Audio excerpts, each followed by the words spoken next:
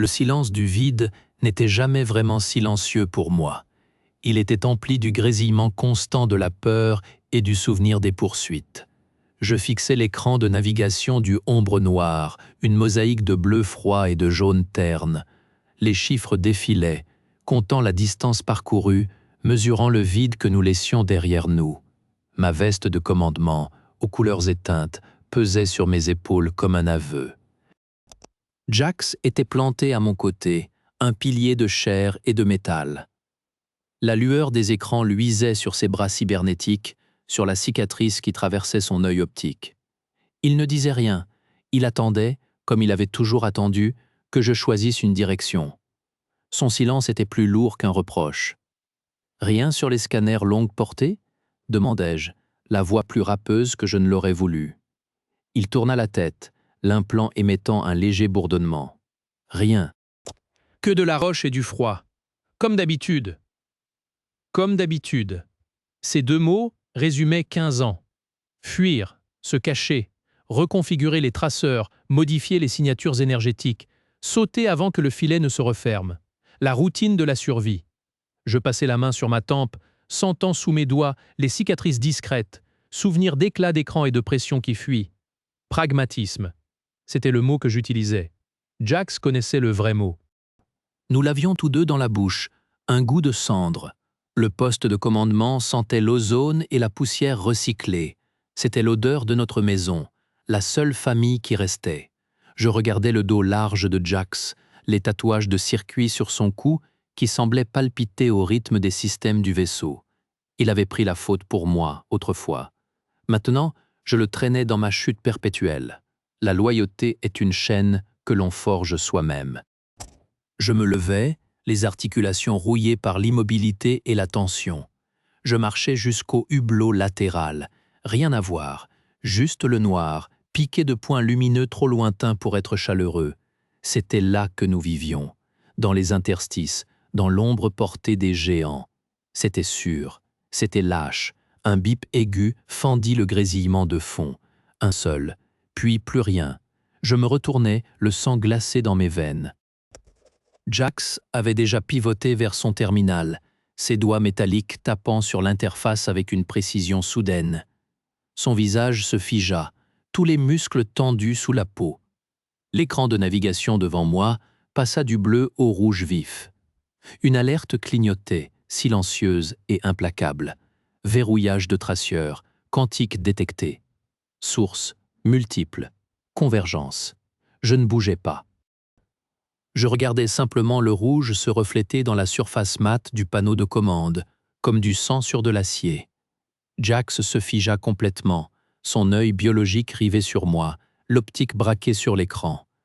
Sa voix, quand elle sortit, était un gravier raclé au fond d'un puits. « Commandant, ils nous ont trouvés. » Les impacts sur la coque résonnaient comme un glas. Chaque secousse érodait un peu plus les boucliers et un peu plus la résistance de KLN. Je restais immobile devant le rouge de l'écran. Le silence sur le pont était plus assourdissant que les tirs. Jax attendait, les jointures de ses implants métalliques blanches à force de serrer les poings. Option. Ma voix était plate, une onde sur un lac mort. Ses doigts volèrent sur les terminaux. Bouclier à 30% et chutant. Leurs traceurs maintiennent le verrouillage. Aucune chance de saut. Il releva la tête, son œil organique injecté de sang. Il nous demande de couper les moteurs et de nous rendre. Se rendre. Le mot résonna dans le crâne, creux. L'autorité solaire ne faisait pas de prisonniers. Pas pour des déserteurs. Ils récupéreraient le vaisseau, exécuteraient l'équipage pour l'exemple et effaceraient notre existence de leurs archives. Une note en bas de page propre. Une autre salve ébranla l'ombre noire. Des étincelles jaillirent d'un panneau, emplissant l'air d'une odeur âcre d'ozone et de métal fondu. Commandant ? Jax. Sa loyauté était un poids, une encre qui nous ferait couler tous. Je tournai les yeux vers le moniteur de l'équipage. Des visages sur des écrans, serrés dans leur poste, des visages que je connaissais, que j'avais sauvés, que je ne pouvais pas livrer. Le pragmatisme exigeait la reddition. Céder le vaisseau, offrir nos vies, une fin nette. Mais le calcul était faussé. Ils étaient ma dernière famille, la seule chose à laquelle je m'étais accroché après 15 ans de fuite. Je n'allais pas les offrir en sacrifice, pas une seconde fois. Je posai la paume sur le lecteur biométrique du terminal de commande. L'écran passa au jaune vif. Menu de dernier recours. Jax, évacuation générale. Toutes les capsules maintenant. Son visage se décomposa. Kaelen, non. Pas le vaisseau, pas encore. On peut... C'est un ordre. Le froid dans ma voix le fit tressaillir. Il hésita une seconde, une éternité, puis se précipita vers le système d'annonce, aboyant les commandes. Je ne l'écoutais pas. Mes doigts parcoururent la séquence. Désarmement des safeties. Transfert du contrôle moteur au noyau principal. Dernière étape, je levai les yeux. Sur l'écran de navigation, les trois croix de l'autorité convergeaient, inéluctables. La main de Kaelen tremblait à peine lorsqu'il pressa la séquence finale. Tout le monde aux capsules. Nous rendons le vaisseau. Au vide. L'alarme d'autodestruction retentit, stridente et définitive. Projeté dans le siège de ma capsule, je ne vécus d'abord que les lumières clignotantes des alarmes. Puis, par le hublot, je vis l'ombre noire, mon vaisseau, mon foyer pendant 15 ans. Il flottait là, blessé, ses cicatrices de combat visibles sous la lueur froide de l'étoile lointaine. Un panache de plasma s'échappait d'une brèche dans la coque dorsale, lent, silencieux. Les capsules de sauvetage, une douzaine de points lumineux, fuyaient sa silhouette comme des étincelles arrachées à un brasier mourant. Ma main chercha le transpondeur. Jax, un grésillement puis sa voix déformée par la compression. Présent, capsule 3. Tout le monde a évacué. Je ne répondis pas. Mes yeux restaient rivés sur la coque. Je connaissais chaque soute, chaque conduit, la salle des cartes où nous avions planifié nos fuites. Le mess où Jax racontait ses histoires, ses bras cybernétiques agités. Les couchettes étroites, l'odeur de recyclage et de métal chaud. Tout cela allait devenir poussière. Kaelen, la voix de Jax était tendue. Regarde les scanners? Je baissai les yeux. Sur l'écran rudimentaire, 3 signatures thermiques convergeaient vers l'ombre noire. Les chasseurs de l'autorité. Ils arrivaient pour inspecter la carcasse, pour chercher des survivants. Ils ne trouveraient rien, rien de vivant. La séquence que j'avais initiée atteignit son terme. Une lumière naquit au cœur du vaisseau. Blanche, pure, avide. Elle engloutit d'abord le noyau de propulsion, puis se propagea le long de la colonne vertébrale de l'ombre noire en silence. La coque se dilata, comme une fleur de métal s'ouvrant trop vite. Puis, elle se désagrégea. Pas d'explosion. Une expansion. Une dissolution. Des fragments se détachèrent, tournoyant lentement, éclairés de l'intérieur par le feu qui les consumait. Un morceau de la proue, où notre insigne était peinte, passa devant mon hublot. Les couleurs étaient déjà carbonisées, méconnaissables. Je sentis un vide dans ma poitrine, un froid qui n'avait rien à voir avec le vide spatial. J'avais sacrifié des vaisseaux avant, des cargos, des navettes, jamais ça. C'était plus qu'un vaisseau. C'était la dernière preuve tangible de qui j'avais été. Le dernier rempart contre mon passé. Ils sont partis. Jax encore. Son ton était plat, éteint. Les chasseurs. Ils ont fait demi-tour avant la vague de radiation. Je hochai la tête, un geste inutile qu'ils ne pouvaient voir. Mes mains reposaient, inertes, sur les commandes. La lumière de l'autodestruction commençait à faiblir, laissant derrière elle un nuage de débris incandescents qui refroidissait rapidement, devenant un simple amas de détritus orbitaux. Une expansion de lumière muette avala les derniers fragments de la coque. Je détournai les yeux, mon reflet pâle se superposant à la surface aride et montagneuse de purgatoire qui grossissait dans le hublot. La capsule vibrait comme un être vivant pris de convulsions, déchiré par les frottements atmosphériques. Purgatoire n'était plus une tache brune, mais un mur de montagnes et de canyons qui montaient à leur rencontre. Je m'étais cogné la tempe contre le bord du hublot.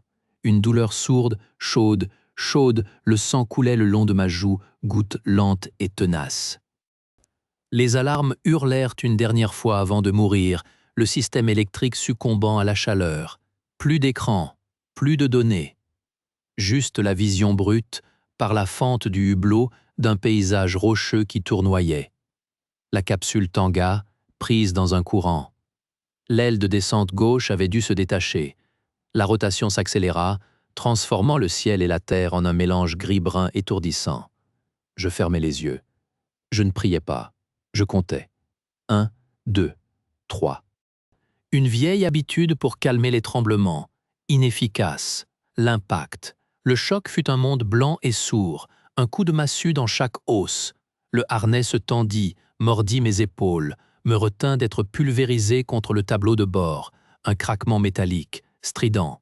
Puis le silence, un silence épais, poussiéreux. Quand mes sens revinrent, j'étais suspendu, penché à 45 degrés. La douleur était une constellation précise dans ma cage thoracique. Côte fêlée, probablement. Je déverrouillais le harnais d'une main tremblante et m'effondrais sur ce qui était maintenant le mur latéral de la capsule. L'air sentait le métal brûlé, l'isolant électrique fondu et autre chose. Une odeur âcre, minérale. La lumière entrait par la porte éjectable tordue dans son rail. Une lumière crue, jaunâtre. Je me traînais jusqu'à l'ouverture, chaque mouvement un calcul de douleur. Au dehors, un paysage rocheux et désolé s'étendait jusqu'à l'horizon. Des plaines de pierres fissurées, des mésas aux flancs striés comme des carcasses. Un vent chaud et sec soulevait des traînées de poussière orange. Le ciel était d'un bleu métallique, sans pitié. Je scrutais l'étendue, rien. Aucune colonne de fumée, aucun reflet de coque, aucun signal. Ils étaient partis, dispersés, Jax, les autres, avalés par cette immensité rocailleuse. Je posais la main sur la paroi extérieure de la capsule, encore tiède, la dernière coque qui m'avait protégé. Maintenant, c'était juste un cercueil de métal tordu posé sur un caillou géant. Plus de commandes à pousser, plus de fuites à orchestrer. L'air brûlait mes poumons. Ma gorge était sèche. Je n'avais pas de combinaison de survie. Pas de pack d'eau, pas de balise en état. Comment survivre ici, sans vaisseau, sans ressources, sans rien? La réponse, viscérale et immédiate, monta avant que je ne puisse la retenir. Tu ne survivras pas.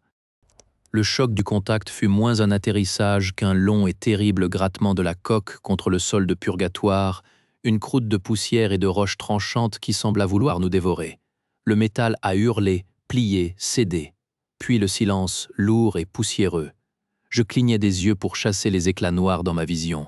La pensée, tu ne survivras pas, s'accrochait, tenace. Je l'ai repoussée. Un ordre silencieux, bouge.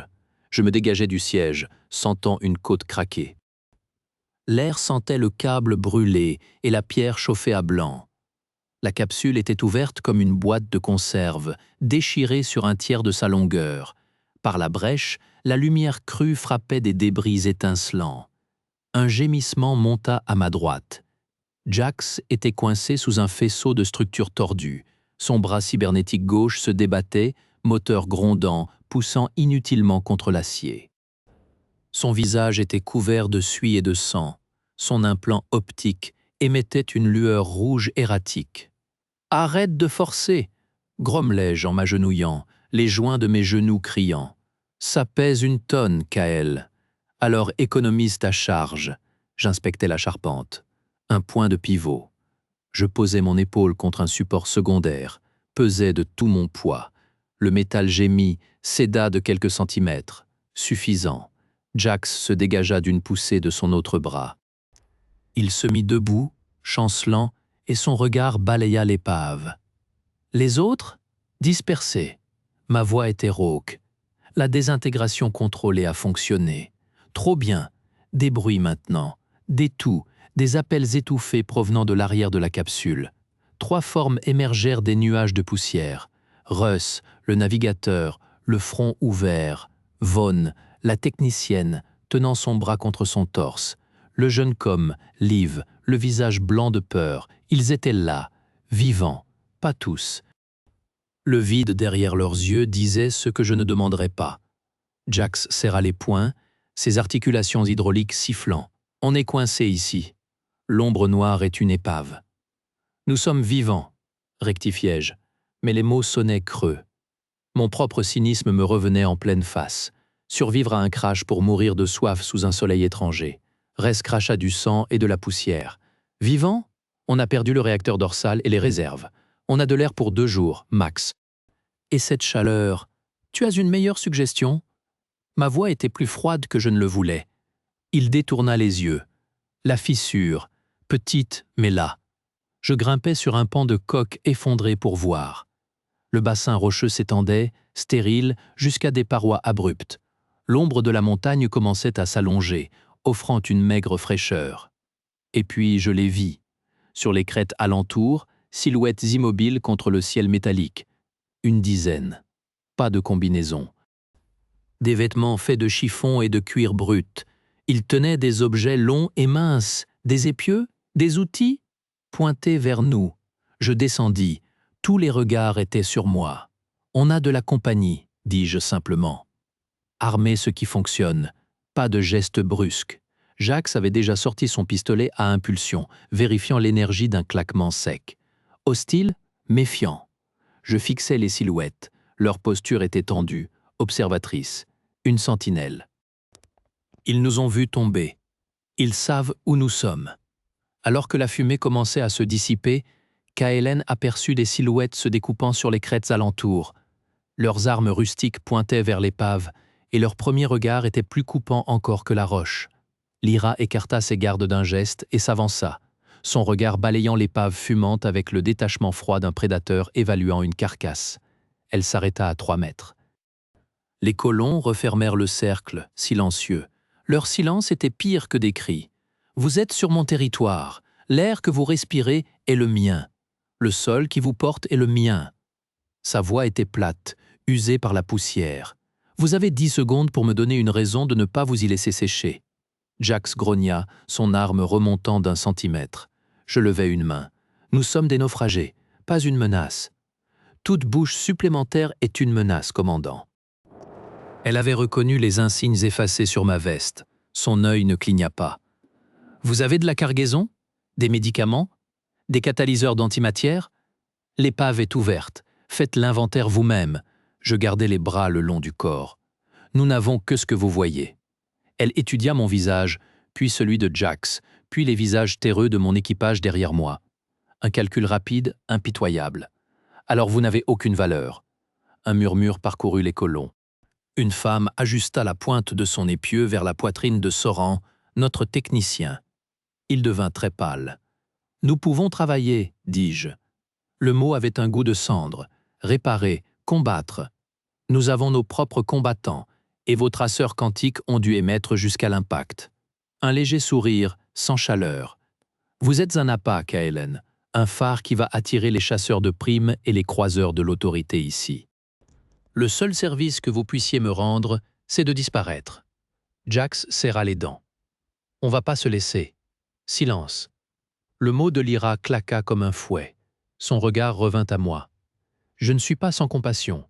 Je vous accorde le temps que mettront vos propres réserves à s'épuiser, l'eau de votre épave, l'air de vos bouteilles de secours. Ensuite, vous partez dans le désert, où vous vous battez contre nous. Elle fit un signe de tête. 2 colons se détachèrent, se faufilèrent dans l'épave craquante. Ils en ressortirent avec le pack médical d'urgence et 3 bonbonnes d'oxygène. Notre dernier capital. Un acompte, dit-elle, pour la gêne occasionnée. Alors que les colons reculaient avec leur maigre butin, Kaelen entendit distinctement derrière lui. Il nous a menés droit dans un piège, encore. Le doute, comme une poussière toxique, venait de contaminer son équipage. À l'intérieur de l'ombre noire, l'odeur de brûlé se mêlait à celle, plus acide, de la peur et du ressentiment. Je restais figé sur le seuil de l'écoutille défoncée, le dos tourné au murmure. Je sentais les regards peser entre mes omoplates, des pointes d'aiguilles. Les colons de Lyra disparaissaient déjà dans les plis de la montagne, emportant notre médical, notre air.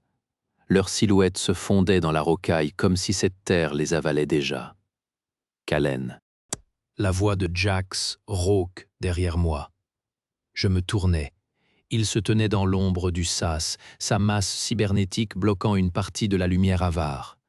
Son œil optique luisait d'une lueur rouge fixe, trahissant une analyse en cours. Sur son visage, aucune colère. Juste une tension de câbles prêt à casser. « Il faut les rassembler, dis-je, ma propre voix me semblant étrangère. Ils se dispersent déjà. » Il pointa un pouce métallique vers l'intérieur du vaisseau. Certains fouillent les débris, d'autres discutent. Je passai devant lui. L'épave gémissait sous nos pas, chaque contraction du métal refroidissant un rappel de notre faim. Dans ce qui restait du poste central, 3 membres d'équipage, Vell, Corso, la jeune ingénieure Rhin, s'étaient regroupés. Ils cessèrent de parler à mon approche. Leurs yeux évitèrent les miens. Seul Corso me fit face, les bras croisés, une suie noire striant son visage. « Commandant, dit-il. » Le titre sonna comme une accusation. « Vos ordres ?» Je sentis Jax se raidir à côté de moi. Je levai une main lente. « Évaluer les dégâts structurels. Inventaire complet des réserves. Eau, nourriture, énergie.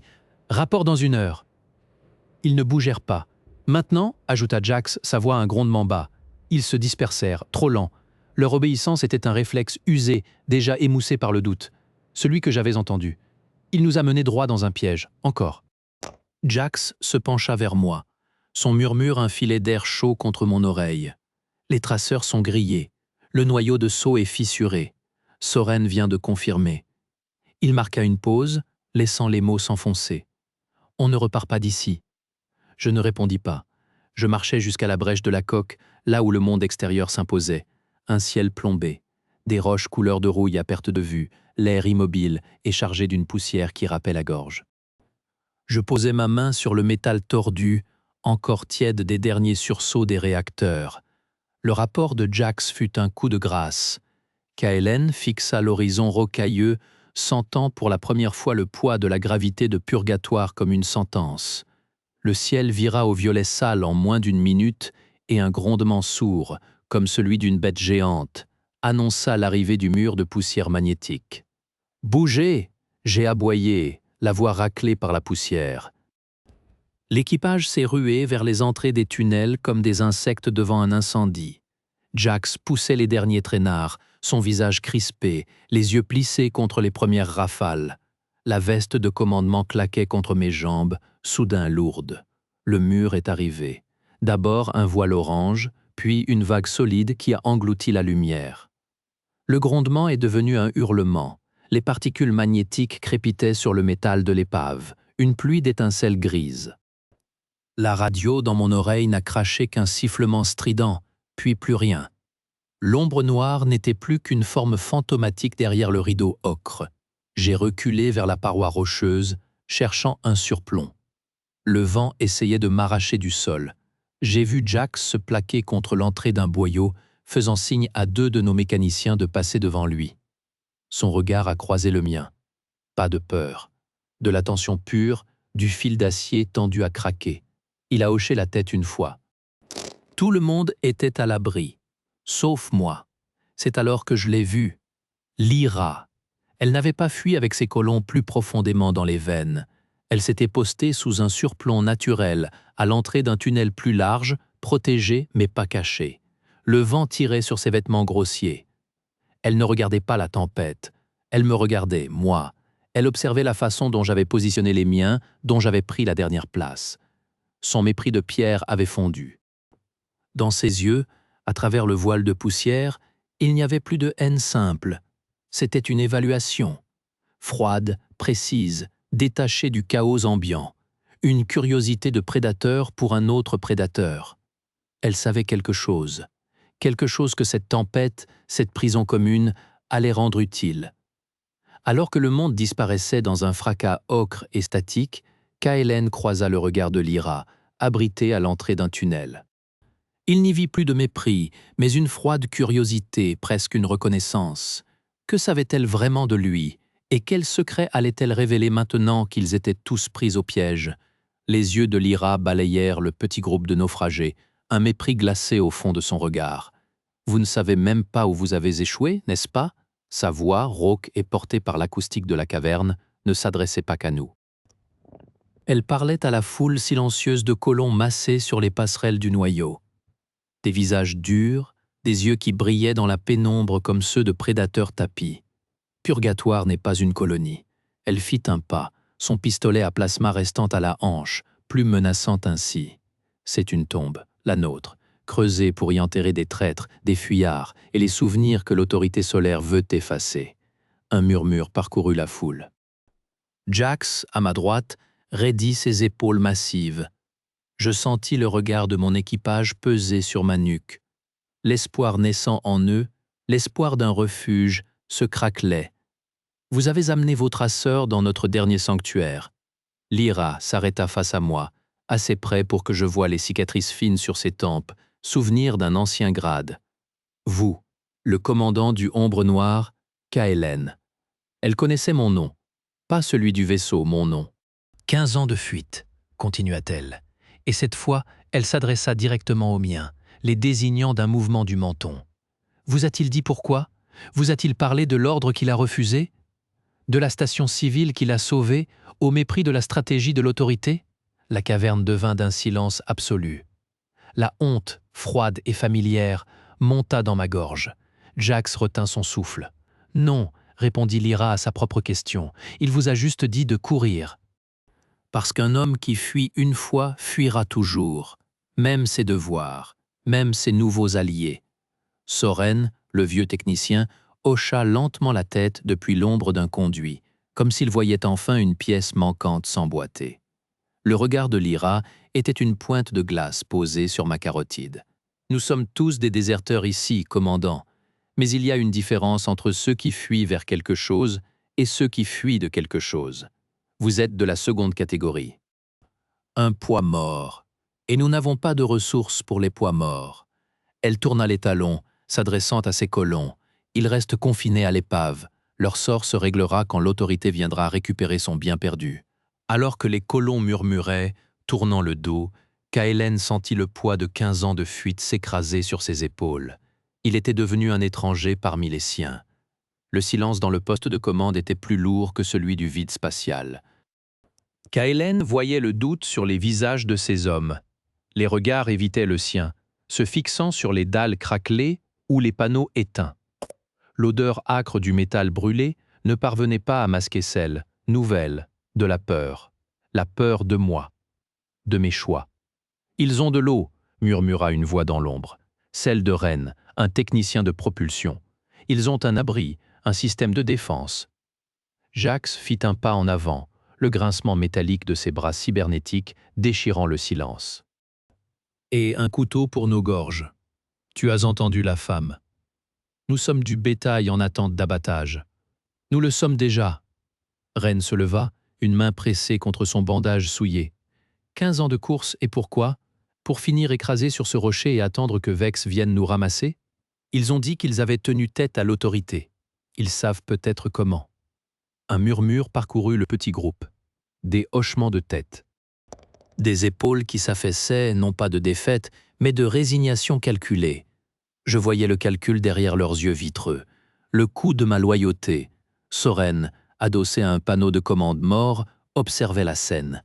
Ses mains tremblantes tripotaient un connecteur carbonisé. Son silence était un verdict. « Vous pensez qu'ils vont vous accueillir à bras ouverts ?» Ma voix était un rap dans l'air stagnant. « Vous êtes la monnaie d'échange parfaite. Une cargaison de déserteurs à rendre à l'autorité en échange de leur tranquillité. Et toi, Kaelen ?» Ren me fixait maintenant, son visage marqué par la douleur et une colère froide. « Quelle est ta solution? Attendre ici que nos réserves s'épuisent ou que leurs traceurs nous localisent? Au moins, chez eux, il y a une chance, une négociation. Il n'y a pas de négociation avec des gens qui vous considèrent comme un poids mort. » Les mots de Lyra pesaient encore dans l'air. Ils avaient fait leur travail, creusant une fissure que je ne pouvais plus colmater. Ren échangea un regard avec une autre survivante, la pilote Elara. Sans un mot, ils se dirigèrent vers la brèche béante dans la coque, là où la lumière crue de l'extérieur entrait. Ils ne me regardèrent même pas. « Où allez-vous » Jax grogna, se plaçant sur leur chemin. « Cherchez un bol de soupe, Jax, » dit Elara, sa voix plate. « C'est toujours mieux que de manger de la poussière. » Je restai immobile. Le commandant qui ne commande plus. Je les observais franchir la limite de l'épave, 2 silhouettes se découpant contre la roche rougie avant de disparaître en direction du noyau. Alors que 2 techniciens quittaient l'épave pour retourner au noyau, Jax serra les poings. « Ils vont nous vendre pour un bol de soupe, commandant. » L'écran spectral du poste de contrôle affichait une signature gravitationnelle indiscutable, un croiseur classe Tempête. Ils seront en orbite dans 12 heures, annonça Lyra, sans émotion. La lumière bleutée du moniteur sculptait son visage marqué. Son pistolet à plasma reposait sur la console, à portée de main. Soren observait depuis l'ombre d'un rack de serveur, ses mains tremblantes immobiles sur ses genoux. Leurs traceurs ont dû capter le crash, dis-je. Ma voix était trop plate, trop calme, une vieille habitude de commandement. Ils viennent pour l'épave, pour nous. Lyra tourna lentement la tête vers moi. Ses yeux gris n'avaient pas la froideur du métal, mais celle de la glace profonde, veinée de méfiance. Non. Ils viennent parce que vous êtes ici. Votre fuite a fini sur mon seuil. Elle tapota l'écran. Un second signal apparut, plus faible. Leur sonde avancée a déjà triangulé la zone du crash, mais leurs spectraux la satureront pendant quelques heures. Pas plus. Jax avait raison. Nous étions une monnaie d'échange. Qu'attendez-vous de moi? Les mots étaient acides dans ma bouche. De vous? Rien. Elle se leva, sa silhouette barrant la faible lumière des diodes. Je vous donne un choix, un seul. Vous prenez ce qui reste de votre équipage et vous vous éloignez de ma colonie avant l'aube. Vous vous rendez à eux, vous les attirez loin d'ici, ou vous vous faites vaporiser sur place. Mais pas dans mes tunnels. Le cynisme en moi se tordit, cherchant une faille, un angle. Vous avez des vaisseaux, des armes. Nous pourrions rien. Elle coupa net. Nous sommes des vers dans la pierre. Nous survivons parce qu'ils nous croient morts. Votre présence est un phare. Je ne brûlerai pas 15 années de clandestinité pour des déserteurs qui courent encore. Soren tout sauta dans son coin. L'autorité ne fera pas de prisonnier, Lyra. Surtout pas lui. Il me désigna d'un menton sec. Ils nettoieront tout sur leur passage pour être sûrs. Je le vis. Le calcul derrière les yeux de glace. Protéger la colonie signifiait nous sacrifier. C'était logique, implacable. Je l'aurais fait à sa place. Mes gens sont blessés. Nous n'irons pas loin. Ce n'est plus mon problème. Elle actionna un interrupteur. L'écran spectral s'éteignit, plongeant la pièce dans une pénombre trouée seulement par les veilleuses rouges. Vous avez jusqu'au premier cycle de ventilation. Ensuite, je scelle les veines. Elle se dirigea vers la porte blindée, ignora ma présence. Soren se leva, me jeta un dernier regard. Un mélange étrange. De la pitié, oui, mais aussi une curiosité aiguë, comme s'il attendait de voir quelle forme prendrait ma chute. La porte s'ouvrit sur le tunnel obscur. « Mourez si vous voulez », dit Lyra sans se retourner, sa voix portée par l'écho métallique. « Mais pas chez nous. » La porte blindée se referma dans un souffle d'air comprimé, scellant leur sort. Je restais seul dans le tunnel obscur, avec l'écho de ces mots. Le froid de la pierre montait à travers les semelles. 12 heures, un croiseur, et 2 de mes gens en train de marcher vers un bol de soupe chaude, droit dans la gueule du loup. Je pris une inspiration. L'air sentait la poussière et la rouille. Je n'avais plus d'équipage, plus de vaisseau, plus de refuge, juste 12 heures, et un choix qui n'en était pas un. La lune brisée de purgatoire jetait une lumière blafarde sur les visages fermés de ce qui restait de son équipage. Kaelen lut la sentence dans leurs yeux. Plus de confiance. Ils étaient une douzaine, debout dans l'ombre déchiquetée de l'épave. Le vent nocturne charriait un froid coupant. Jax se tenait à ma droite, un roc de chair et de métal. Son implant optique clignota, rouge, balayant le groupe. Il avait compris avant moi. On ne va pas tenir 12 heures ici, Kael. Pas avec ce qu'il nous reste. La voix de Ren, notre ancien ingénieur propulsion, était plate. Elle portait plus loin que nécessaire. Je croisais son regard. Tu as une proposition? La colonne de fumée du crash est visible de l'orbite. Lyra a des murs, des générateurs, des stocks. Il ne prononça pas le mot reddition. Il n'avait pas besoin. Un murmure parcourut le groupe. Des hochements de tête. Ils étaient épuisés, blessés, terrés dans une carcasse froide. L'offre d'un toit et d'un bol chaud était un aimant trop puissant. Elle nous considère comme du bétail, Reine. Du bétail utile, peut-être, mais du bétail quand même. Le bétail vit. Ces mots tombèrent comme des pierres. Tu nous as menés ici, dans ce trou, sur cette roche. Pourquoi? Pour qu'on meure de froid en attendant les bouchers? Jax fit un pas en avant, le grincement de ses cerveaux rompant le silence. Tu parles à ton commandant. Je parle à l'homme qui nous a perdus. Cracha Ren.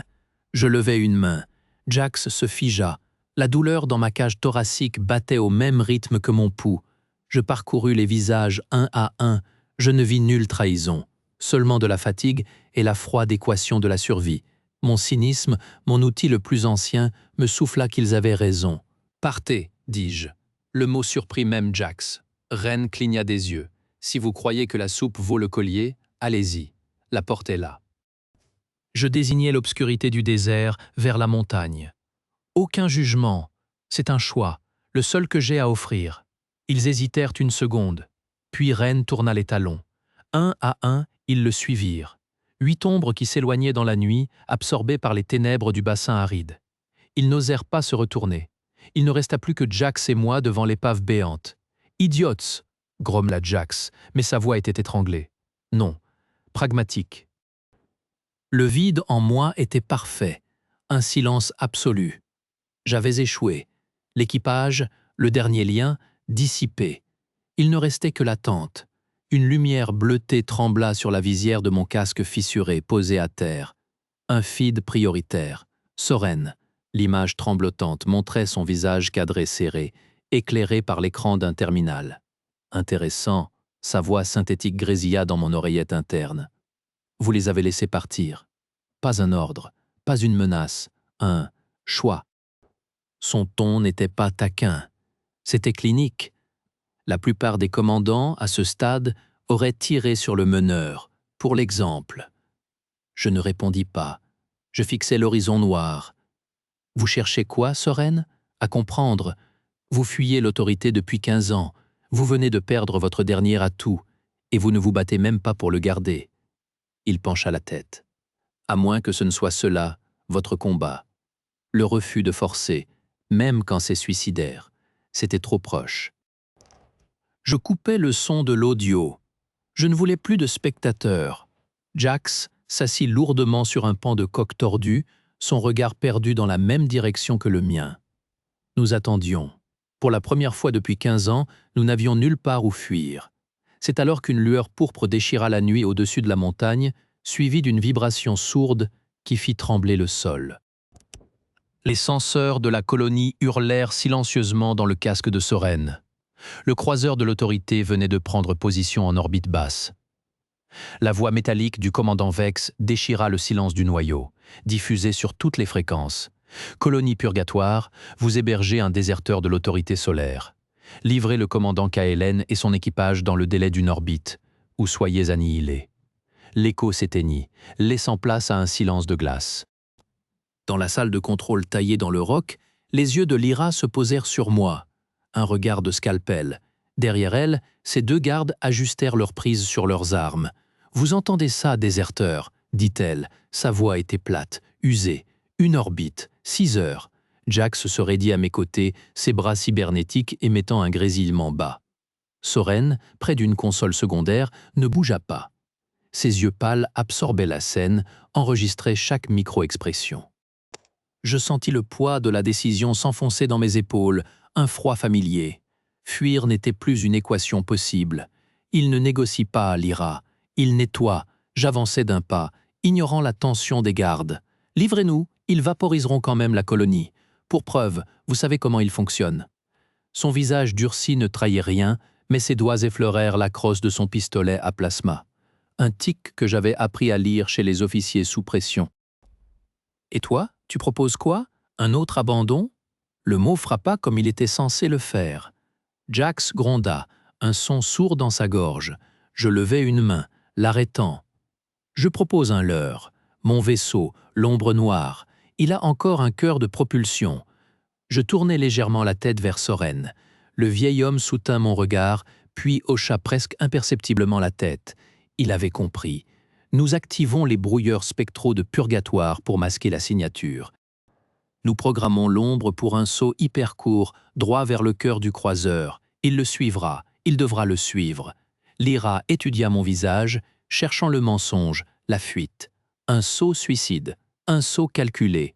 Il attirera Vex hors de portée de frappe directe. Ça vous donnera le temps de vous enfoncer dans les veines, de disparaître. Et ton équipage? Je pris une inspiration. L'air sentait la poussière et la peur. Ils restent ici, avec vous, c'est le marché, vous leur donnez asile. Une vraie chance. Le silence s'épaissit. Jax me dévisagea, son œil organique écarquillé. Non, disait son regard, pas sans toi. Lyra se tourna vers la baie montrant le ciel empoisonné, où la lueur pourpre du croiseur teintait les nuages. Son dos était droit, sa décision déjà prise par pragmatisme. D'accord. Elle se retourna, son regard aussi froid que le vide. Ton équipage aura sa chance, déserteur, mais toi, tu restes ici, ma prisonnier, le gage de ta bonne foi. Les doigts de Lyra se crispèrent sur le bord de la console. Kaelen hocha la tête, le poids de son choix déjà ancré dans ses épaules.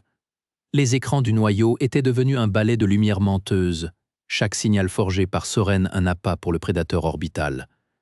Je sentais le regard de Lyra dans mon dos, une lame froide entre mes omoplates. Elle observait, les bras croisés, depuis l'entrée du module de contrôle. Ses techniciens, des ombres nerveuses, tapotaient des commandes sous la direction silencieuse de Soren. Le vieil homme était une statue de concentration, ses doigts tremblants volant sur les interfaces avec une précision chirurgicale. Il créait un fantôme, une rébellion massive dans les veines étranglées, des signatures quantiques d'armes lourdes, des transmissions de détresse codées. Tout un leurre spectral pour une seule gueule à nourrir. L'ombre du croiseur passe sur le pic septentrional, annonça l'un des techniciens, la voix tendue. Jax se tenait près de moi, son imposante masse bloquant l'accès à la console principale. Son implant optique clignotait, synchronisé avec le rythme cardiaque que je sentais battre à mes tempes. Il ne me parlait pas. Depuis mon marché avec Lyra, un mur de glace s'était levé entre nous. Activation des émetteurs holographiques, secteur gamma, murmura Soren, sans quitter ses écrans. Il mord à l'hameçon. Il ajuste sa trajectoire.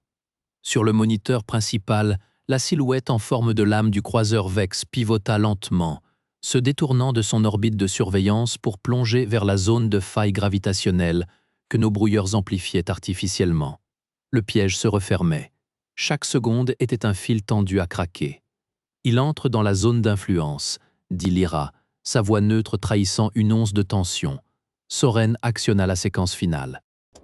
Un bourdonnement sourd monta des entrailles de la montagne, faisant vibrer le plancher métallique sous nos bottes. Les lumières du noyau vacillèrent, plongeant la caverne dans une pénombre striée de reflets bleutés.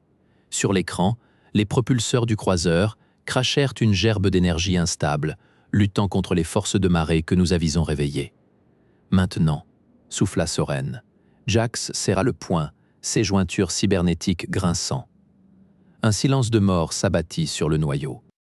Sur l'écran principal, le croiseur, pris dans les griffes de la faille gravitationnelle, vit ses systèmes s'éteindre un à un dans un gémissement électromagnétique.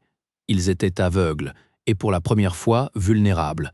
La voix de Vex, chargée d'une fureur glaciale, crachota depuis le communicateur, cette insulte sera rapportée. Purgatoire est désormais une cible prioritaire. Le lien se coupa sur un grésillement définitif. À l'écran, le croiseur, silhouette difforme dans le grésillement gravitationnel, entama une lente et laborieuse rotation. Ses propulseurs, pâles et intermittents, le poussèrent hors du champ de perturbation. Une retraite, pas une défaite, une mise en attente. Personne ne cria victoire. Lyra détourna les yeux de l'écran, son visage de pierre.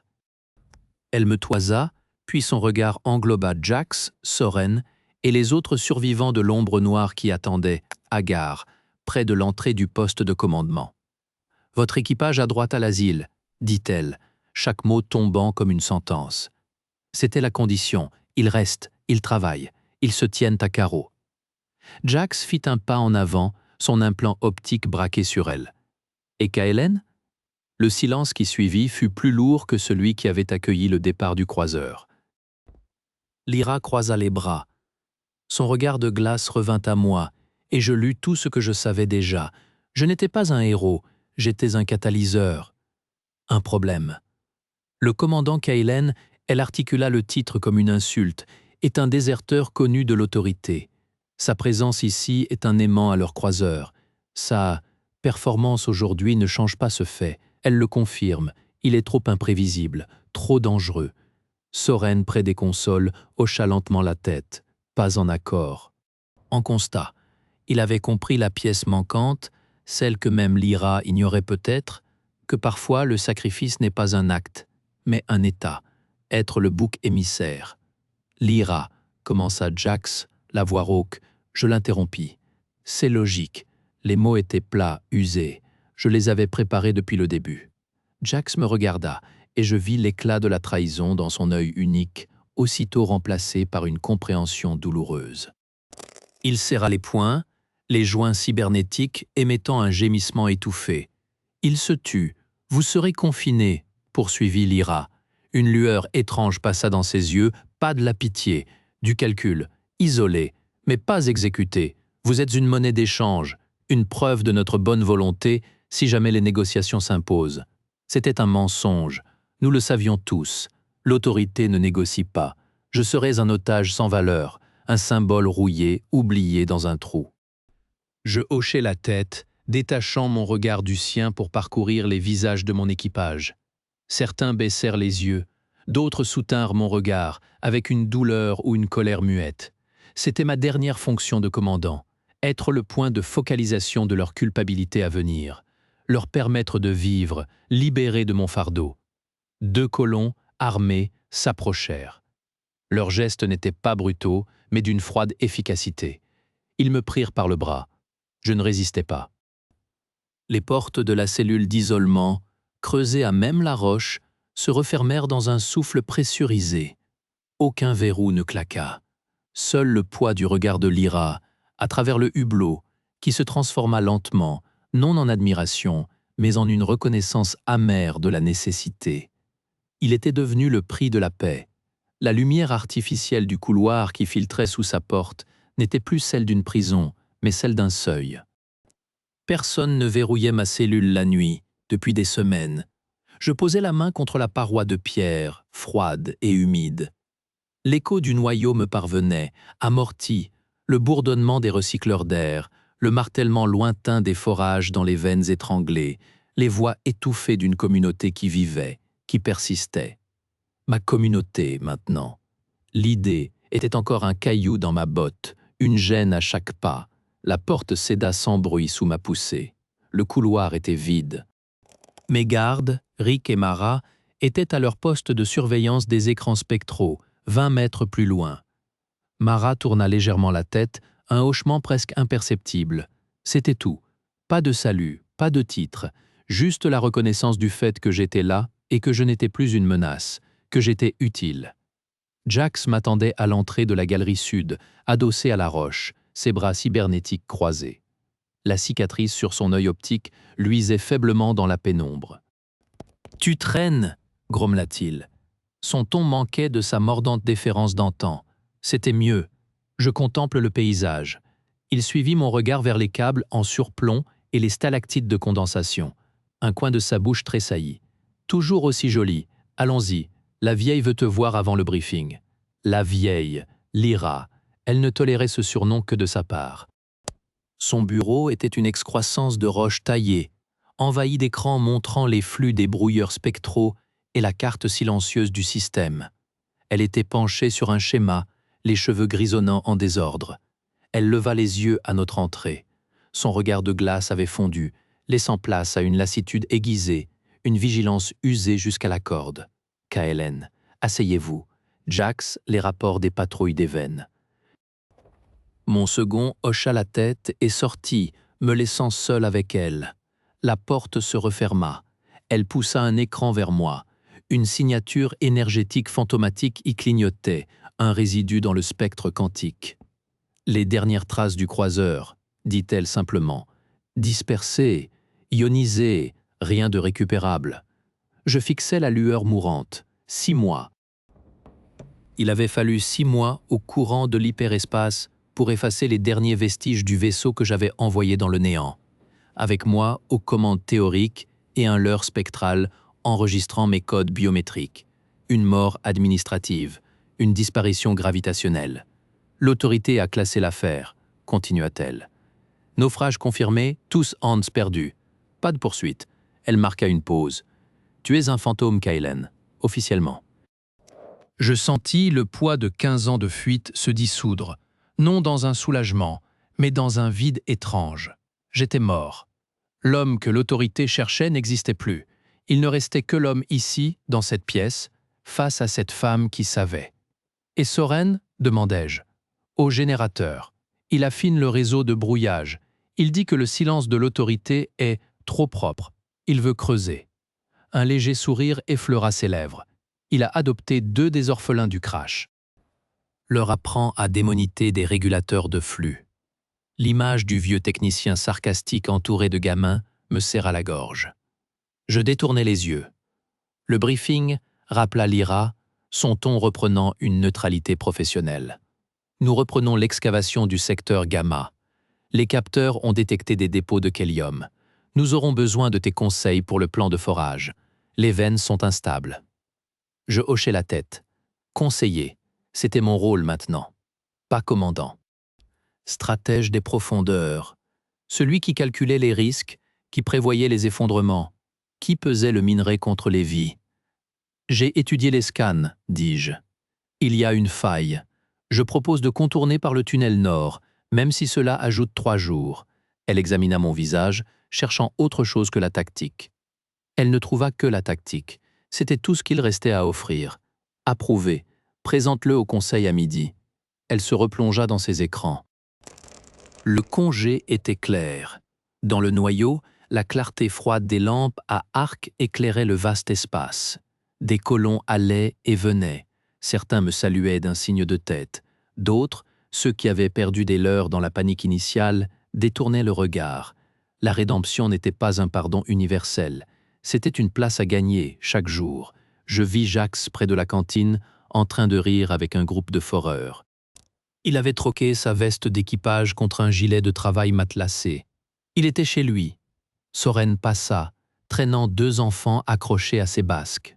Il me fit un clin d'œil en passant, un geste bref qui disait « Je vois ». C'est assez. Je m'arrêtai au bord de la plateforme centrale, dominant le vide du noyau. Le bourdonnement était une présence constante, le pouls de purgatoire. Ma main chercha instinctivement le bord de ma veste de commandement, usée, rangée au fond d'un casier. Je portais maintenant une combinaison de travail, grise et sans insigne. Kaelen leva les yeux vers la voûte rocheuse du noyau, non plus comme un plafond qui écrasait, mais comme un toit qui protégeait. Il n'avait plus de vaisseau, plus de titre, plus de fuite possible. Juste cette roche sous ses pieds, ses visages autour de lui, et cette vérité étrange, gravée dans son cœur comme dans la pierre.